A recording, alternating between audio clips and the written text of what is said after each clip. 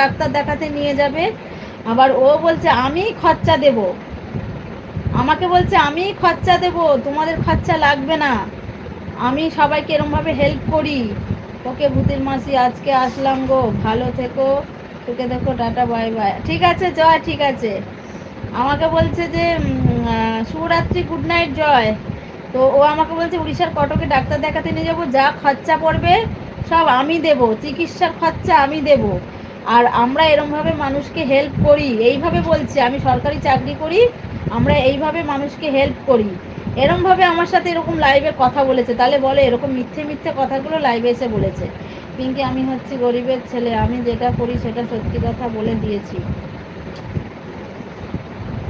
এরকম মিথ্যে মিথ্যে কথাগুলো এসে বলেছে। শুধু আমার লাইভে নয়, ওই যে বাংলা দিদির লাইভে যায়, ওর লাইভে গিয়েও ওই রকম বলে। আর বাংলা দিদিও তো তাই বিশ্বাস করে যে হ্যাঁ সত্যি সত্যি মাধব সরকারি চাকরি করে।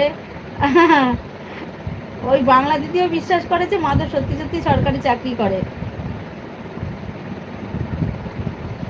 যা খরচা পড়বে সব ও ও দেবে, ভাবতে পারছো?